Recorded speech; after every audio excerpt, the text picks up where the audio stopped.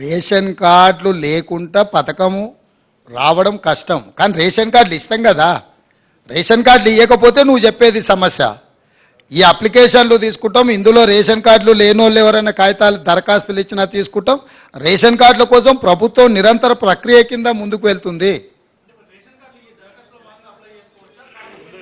ఇప్పుడు ఈ ప్రిస్క్రైబ్డ్ అప్లికేషన్లో ఏం రాయాలనో అది ఉన్నది. అదనంగా నువ్వేం అప్లికేషన్ ఇచ్చినా అది తీసుకుంటాము.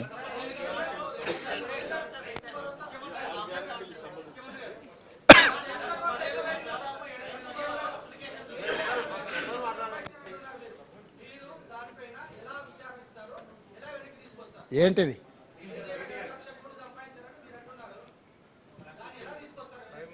వస్తుంది అన్నీ ఒకటే రోజు చెప్తా వెంకటరాజు గారు. నువ్వు మళ్ళీ ప్రెస్ మీట్ కూడా రావు. డెఫినెట్గా నువ్వేం టెన్షన్ తీసుకోక. ఏంటన్నా నీకు తెలిసిన వివరాలు కూడా ఉంటే వాటిని కూడా ఇస్తాం. ఇప్పుడు ఆల్రెడీ కాళేశ్వరం మీద ఆర్డర్ ఇచ్చినాం, చూసినావు కదా. మేడిగడ్డ అన్నారం బ్యారేజ్ల మీద ఏం చేయదలుచుకున్నాం ఇచ్చినాము. అదేవిధంగా ఛత్తీస్గఢ్ది యాదాద్రి భద్రాద్రి మీద కూడా ఆర్డర్ ఇచ్చినాము. దాంట్లో జ్యుడిషియల్ ఎంక్వైరీలో వెళ్ళే వివరాలు, రికవరీ, రెవెన్యూ రికవరీ యాక్టులు ఇవన్నీ ఉన్నాయి కదా. అప్పుడే అయిపోలేవు, ఇంకా 30 రోజులే కాలే, ముందుంది కదా ముసళ్ళ పండుగ.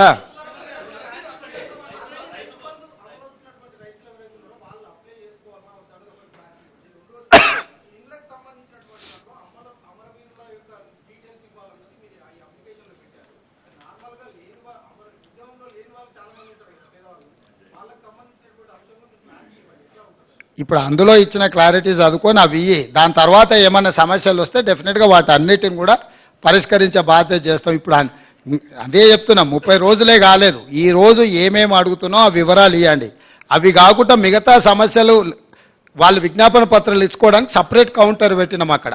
ఆ కౌంటర్లో మీరు ఏమిచ్చినా తీసుకుంటే, ఇప్పుడు ప్రజావాణిలో ఎట్లయితే తీసుకుంటున్నామో గ్రామ సభలలో రేషన్ కార్డు లేని వాళ్ళు కావచ్చు, ఇతరత్ర సమస్యలు ఉన్నవాళ్ళు కావచ్చు, లేకపోతే వాళ్ళ భూమి విషయంలో వారసత్వంగా ఒకవేళ బదిలీ కానీ సమస్యలు ఉండొచ్చు. ఏం సమస్యలు ఇచ్చినా కూడా అక్కడ దరఖాస్తు తీసుకుంటాము.